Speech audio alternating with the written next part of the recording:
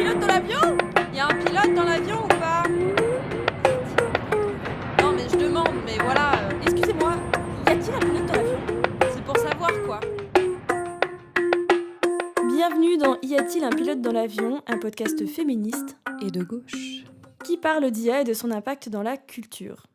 Je suis Elena, professionnelle de la culture et militante féministe, et je suis avec Komae, artiste et militante féministe. Bonjour. Bonjour. Alors je dois commencer par quelque chose d'un peu triste parce que je me sens pas très bien. Oh no. Oh non. Ça va pas parce que avant d'enregistrer cet épisode, j'étais sur les réseaux sociaux. Oh no. Et je suis tombée sur la vidéo d'un petit papy qui fait des tableaux mais magnifiques. Et il disait que personne n'était intéressé par son art et que ça le mettait trop mal. Et il passe des heures sur son art et ses vidéos, elles font quasiment pas de vues. Et Oh. ouin, ouin, ouin, ouin. Je me suis fait avoir. Et peut-être que vous aussi, notamment grâce à cette super performance théâtrale. Oui, bien sûr. Super. Un César pour Elena. Un César, n'hésitez pas. En réalité, le petit papy artiste tout triste, il n'existe pas. Et le tableau qu'il vous montre, au mieux, il n'existe pas non plus, mais au pire, il a carrément été volé sur la vidéo d'un autre artiste qui, lui, l'a réellement peint. Peut-être même que l'image du petit papy en question, elle a été volée à une autre personne. Donc là, j'ai ciblé dans mon intro un exemple bien précis, mais il y a beaucoup d'exemples, et elle se décline dans un nombre incalculable de formats. Et pour bien comprendre ce phénomène, on va devoir faire plein de petites définitions. Mais pour commencer, Komae, est-ce que tu as déjà vu ce type de vidéo? Est-ce que tu as d'autres exemples? Ah mais j'en ai plein, j'en vois tout le temps. Et en fait, ce qui est chiant, c'est que je suis toujours la première à commenter. C'est l'IA, mais il supprime, bien sûr. Mais j'en ai vu la première fois que je me suis fait la réflexion que c'était étrange. L'algorithme TikTok est très fort, mais c'était pour soutenir un refuge de chats. Donc bien sûr, moi, tu vois, bon, c'est le cœur de mon algo TikTok, tu vois. Excellent ciblage. Et c'était un petit papy qui faisait des mouettes, qui faisait des petites mouettes, Oh oui, je le connais, des celui-là. petits jouets de mouettes pour les chats. Et en fait, je trouvais ça trop bizarre. Et je crois que j'avais follow pour soutenir le refuge, on va dire. Et après, j'en ai eu une deuxième. Et là, j'ai tilté. Et là, je me suis dit, attends, mais c'est très étrange qu'on passe tout de suite sur... Et donc, du coup, on a un produit à vous vendre. Oui. Et maintenant, je les vois, ça m'agace. Ça m'agace tout le temps. Ouais, il y en a plein et c'est décliné comme je le disais. Donc tu as des personnes âgées, tu as des jeunes femmes aussi, parce qu'on peut très bien capitaliser sur une très belle jeune femme en détresse. Il y a des animaux trop mignons aussi, comme tu le disais. En tout cas, l'idée, on l'a compris, c'est de susciter l'émotion, la compassion, voire même la pitié. C'est pour ça que les images, les personnages et les histoires choisies, elles ne le sont pas au hasard. Enfin, on choisit très précisément, par exemple, le petit vieux qui fait de l'art, qui est en galère avec sa retraite. Et on a plus envie de soutenir, étonnamment, cette personne-là parce qu'elle suscite de la pitié, plutôt qu'un artiste avec un contenu beaucoup moins dramatique, qui présente ses créations et qui peut-être galère tout autant. Donc bon, comme on le disait, ces phénomènes-là, même s'ils sont très fortement touchés par l'IA, c'est des phénomènes qui existaient déjà avant. Et je crois que pour comprendre comment on en est arrivé là, il faut que justement on fasse un petit tour par des définitions. Première définition, Komae, est-ce que tu sais ce que c'est le poverty porn ou charity porn? Je sais pas bien le prononcer. Alors, poverty porn, je sais pas, mais si c'est la même chose que le charity porn, dans ce cas, je crois voir. Peut-être pas, mais est-ce que c'est le truc avec les youtubeurs, influenceurs et tout qui se filment en train de filer genre de la bouffe à des personnes sans abri et tout? C'est une forme, ouais, en effet. Ça en est une forme. C'en est une forme. Parce que Génial. littéralement, le poverty porn, Oh, ou le charity porn, madame. c'est la pornographie de la pauvreté ou de la charité. Donc c'est une expression un peu provocatrice, puisqu'on a le mot pornographie, mais c'est assez utile d'utiliser ça, qui désigne en fait tout contenu qui exploite la misère pour susciter l'émotion nécessaire à un don, à un clic, à une vente. Ça, c'est la définition qui est donnée par France Info. Donc en effet, ça peut être ces youtubeurs ou youtubeuses qui vont donner un sandwich ou de l'argent à une personne qui est sans domicile fixe, souvent avec des contenus un peu prank, en lui faisant croire que elle a pas l'argent et en fait si, mais parce qu'elle montre qu'elle est humble, elle va recevoir Je l'argent. supporte pas ce horrible. genre de... Truc horrible. Et moi aussi, ce qui m'intéressait, c'est de parler donc de l'humanitaire.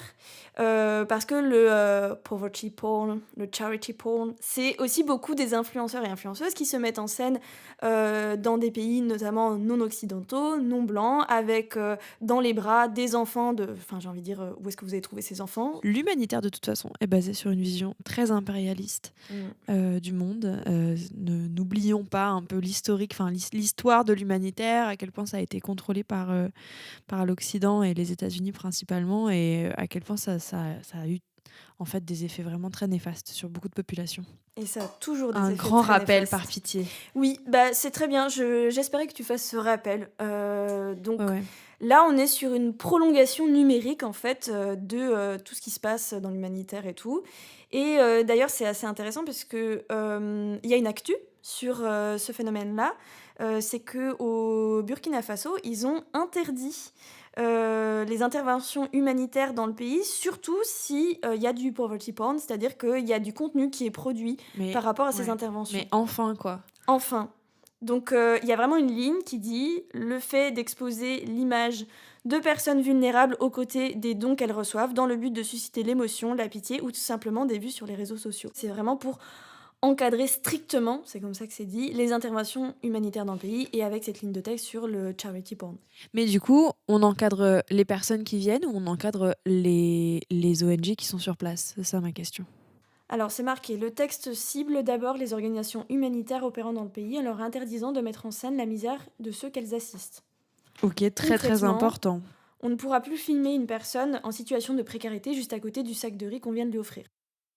Bah, c'est vraiment le minimum, quoi. C'est le minimum. Et sinon, les autorités burkinabées n'ont pour l'instant pas détaillé les sanctions précises encourues en cas de non-respect du décret, mais des mesures administratives, voire pénales, sont d'ores et déjà annoncées pour les contrevenants, de quoi peut-être inspirer d'autres pays. C'est un phénomène qui existe depuis très longtemps, mais la petite nouveauté, en effet, c'est que maintenant, il y a de l'IA. C'est-à-dire que ben, on se contente plus en fait de prendre des images de personnes réelles, c'est qu'on génère des images par IA. Donc en fait, le lien il est là, c'est qu'aujourd'hui sur Internet, on est en train de vous attendrir avec des images de personnes précaires qui n'existent pas, pour vous inciter à donner de l'argent à un organisme qui va l'utiliser pour aider apparemment de vraies personnes précaires. Déjà, c'est très bizarre.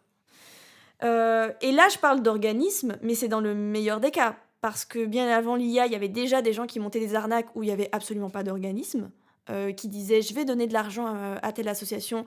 Ces assos n'en ont jamais vu la Bah couleur. oui, bien sûr. Et aujourd'hui, il y a carrément des arnaqueurs qui se font passer pour d'autres personnes, des personnes qui sont des IA, des personnes qui sont précaires, qui sont dans le besoin et qui vous demandent de soutenir leur création, leur refuge, leur activité. Maintenant, qu'est-ce que c'est, ma chère Komae, un boomer trap? Un boomer trap? Boomer trap? Je sais pas. Bon, littéralement, c'est un piège à seniors. C'est vraiment des images, je vais citer, des images trompeuses qui inondent les réseaux sociaux et en particulier Facebook, qui ont souvent un objectif pernicieux, susciter une émotion forte pour créer de l'engagement. Un internaute attendri ou révolté sera ainsi plus malléable et plus enclin à débourser par acquis de conscience. Donc en fait, ce sont des contenus qui sont pensés vraiment à destination des boomers ou des personnes âgées, en tout cas de personnes d'un certain âge, pour susciter, ben oui, de l'attention et de la compassion. On est dans la veine de tout ce dont on parle depuis tout à l'heure, donc à nouveau, une économie fondée sur l'attention et l'émotion. Et en fait, je vais te dire, le phénomène, il est tellement développé que, en faisant mes recherches, il y a plein d'organismes de mutuelles et de retraites qui font des articles dessus. Parce que c'est un vrai problème. Mais Pour non, mais prévenir bien les clients. sûr. Mais évidemment. J'entraîne beaucoup ma mère Ouais. sur l'IA. J'ai la chance d'avoir une maman qui a travaillé dans les arts visuels. Mmh. Et donc, l'IA visuelle, elle reconnaît direct parce que c'était Bien son sûr. métier. Et ça, c'est une grande chance que j'ai. Elle est protégée. Mais par contre, auditivement, Mmh. là, elle a posté un TikTok l'autre jour et c'était que de la chanson, mais c'était immédiatement IA. Et en fait, il a fallu que je lui fasse un petit cours dessus. Ouais. Je lui ai dit, en gros, tu cliques sur le son, tu regardes le profil artiste de la personne, Mmh. tu regardes si cette personne, elle fait de la musique en vrai. Tu la regardes faire de la musique. Mmh. Si c'est un artiste, une vraie artiste, un vrai artiste, tu vas voir cette personne faire de son instrument, Mmh. à un moment donné ou non. Là, ta chanson, si tu cliques dessus, c'est une naturopathe qui fait que des vidéos d'abeilles.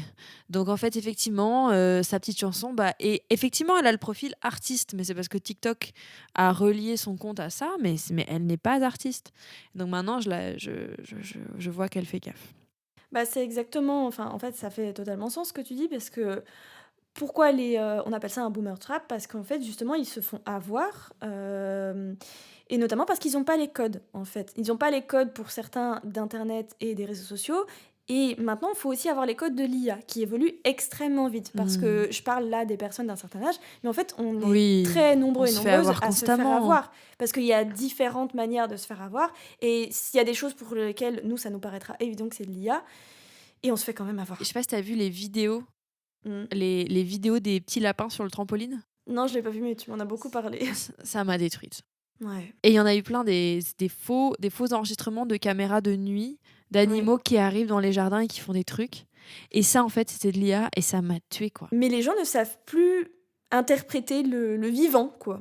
Interpréter les médias qui arrivent devant leur nez, hein, c'est aussi ça. C'est-à-dire qu'à l'heure de l'algorithme où tu n'as pas forcément à chercher pour qu'il y ait du contenu qui arrive devant toi, Mmh. en fait, c'est dur de constamment analyser le contenu qui est arrivé devant toi, pourquoi il est là, Mmh. pourquoi on te l'a mis devant les yeux et pas un autre contenu.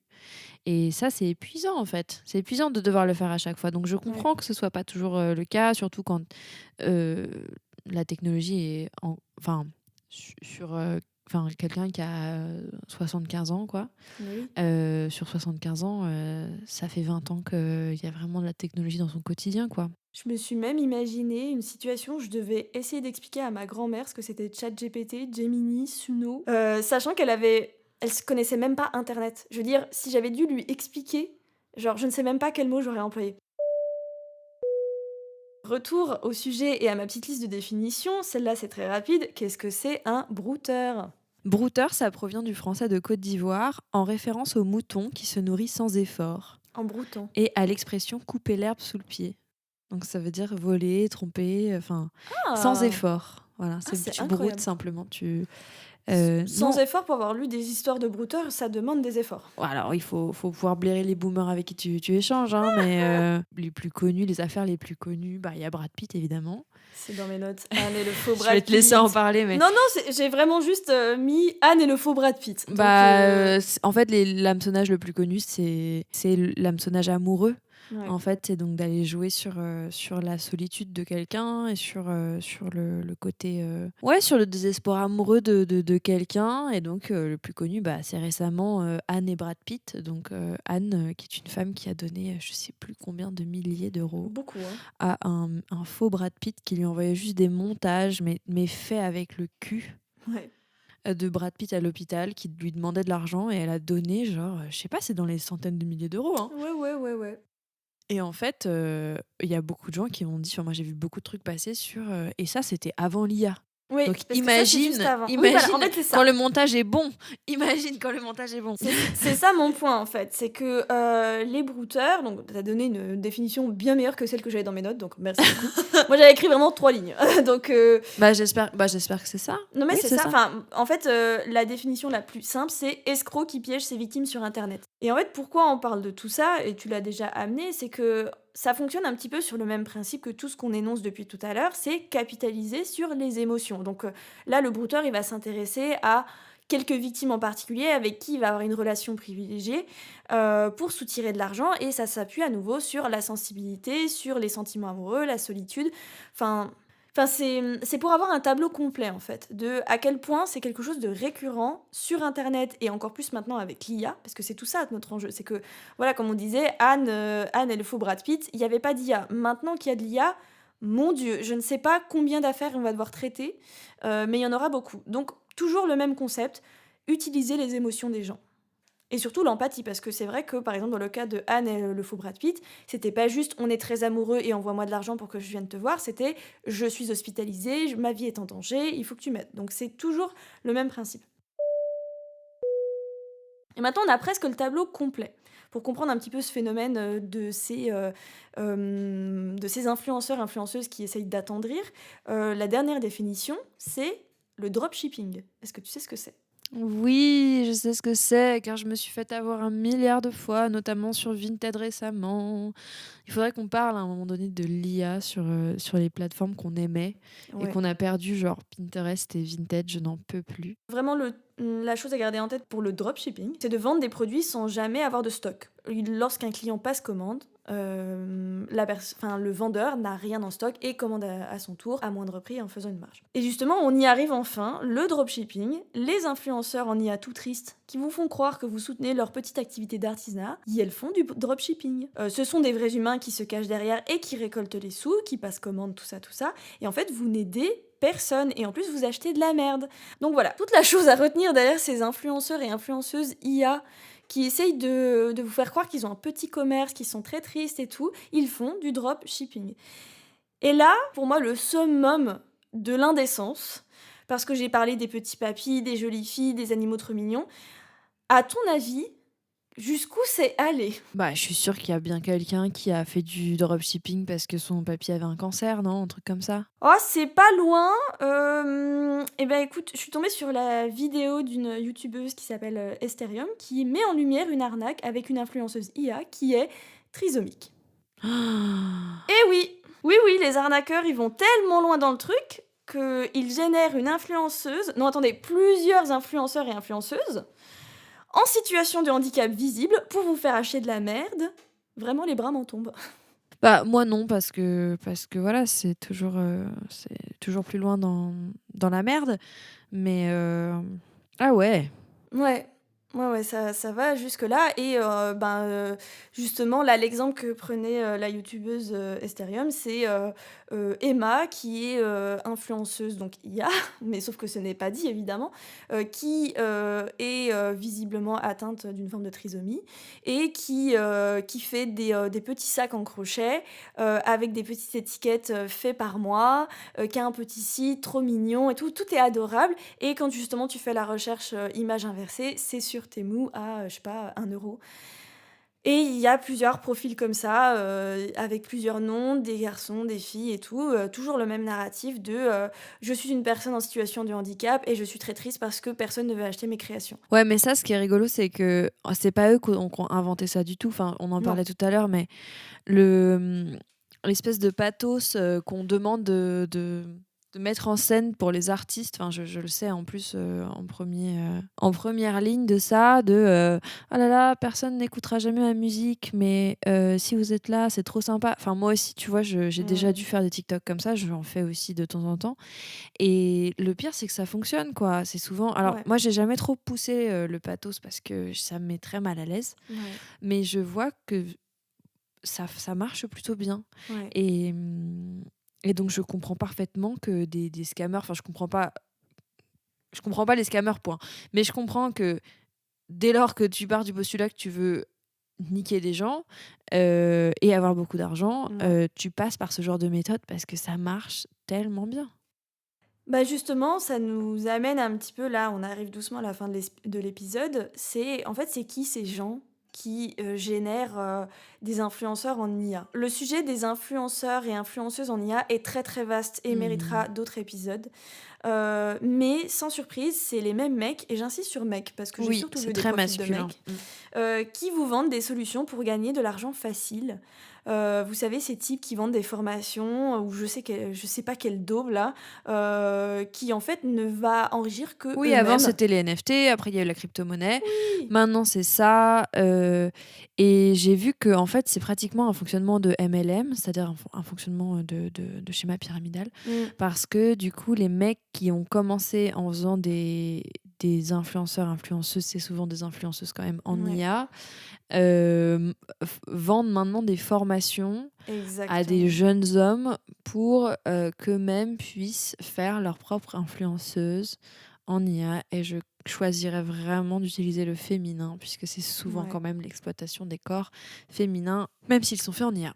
Oui, en fait, c'est exactement ça. Tout ce business, certes, il y a le dropshipping, tout ça, les vues, enfin, ça, on en a parlé, mais il y a aussi tout ce truc de vendre des formations pour faire des influenceuses en IA. Et je suis d'accord qu'il faut insister sur le féminin d'influenceuse parce que voilà, moi, je me suis concentrée sur des gens qui essayent de vous vendre de l'artisanat ou de l'art. Mais en réalité, il y a énormément de gens qui capitalisent certes sur notre pitié, mais aussi sur nos désirs, nos fantasmes, nos doutes, nos angoisses, même notre hypocondrie, parce qu'il y a des influenceurs qui font du contenu, enfin des influenceurs et influenceuses IA qui font du contenu médical. Au secours, voilà.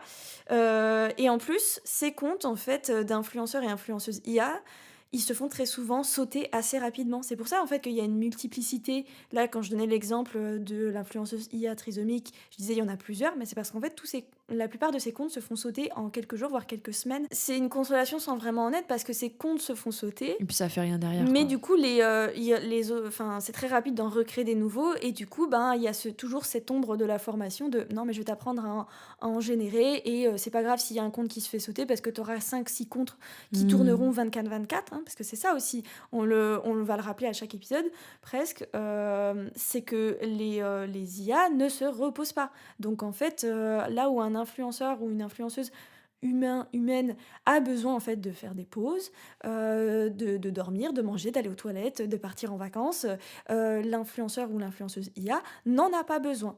Donc en fait peut poster à toute heure du jour et de la nuit, donc en plus peut être à l'international, n'a jamais en fait de doute, sauf si on lui demande d'en avoir, n'a jamais de problème finalement. Oui. C'est toujours ça. Bah, c'est presque parfait, sauf que les influenceurs IA contribuent à détruire la planète. Oui, voilà. Enfin, La planète s'épuise en tout cas. la Elle planète- veut dormir, je pense. Moi, pour conclure un peu cet épisode, je voudrais revenir en fait sur ce paradoxe très puissant sur lequel j'ai pas forcément d'explication, qui sans doute doit être très bien étudié par des psychologues. Donc à tous les psys qui nous écoutent, n'hésitez pas à nous expliquer ce qui se passe. Les gens sont attendris et prêts à donner de l'argent pour soutenir des personnes, et je mets des guillemets à personnes car c'est de l'IA, qu'elles ne connaissent pas, parfois même à l'autre bout du monde, alors que si tu veux aider de vraies personnes et avoir un impact immédiat, il suffit de traverser la rue pour reprendre les termes de ce connard de Manu Macron. Et je sais que tout le monde ne peut pas donner de son temps à une association qu'on est parfois isolé par la distance ou limité par sa condition physique, mais si l'envie est de soutenir financièrement des nobles causes, vous avez l'embarras du choix. Par exemple, des associations reconnues et fiables, il y en a des tonnes en France. Des personnes dans votre quartier, votre ville ou village qui ont besoin d'aide, c'est sûr qu'il y en a aussi. Et mon but, c'est absolument pas d'avoir un discours comme certains mouvements d'extrême droite à base de pourquoi on n'aide pas nos SDF français, plutôt gna gna gna, mais plutôt pourquoi on arrive à être plus ému par ce genre de contenu complètement faux qui ne va enrichir que des gens peu scrupuleux, en ne venant en aide à absolument personne, alors qu'on ignore des personnes, des animaux, des structures, des associations qui ont réellement besoin d'aide et qui sont au niveau local. Mic drop. Pour conclure cet épisode, je pense qu'il faut autant être critique justement de toutes ces personnes peu scrupuleuses qui créent des influenceurs et des influenceuses IA pour capitaliser sur notre pitié, mais il faut aussi qu'on s'interroge nous sur pourquoi on est plus intéressé par ce genre de contenu, pourquoi c'est poussé à nous, enfin, c'est-à-dire que pourquoi on se retrouve avec ce genre de contenu, quoi. Qu'est-ce qui fait que ce contenu est là? Et de toute façon, en règle générale, interrogeons-nous sur le contenu. Et je sais que c'est dur, moi j'ai du mal, j'essaye de le faire.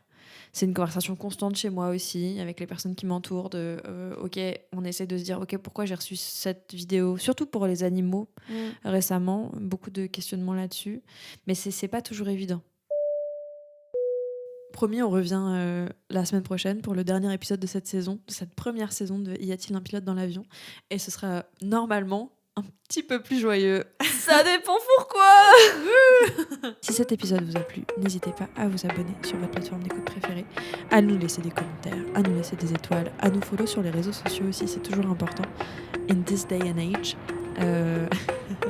N'hésitez pas aussi à écouter le reste de la première saison. Et on se retrouve bientôt. À bientôt. Bisous.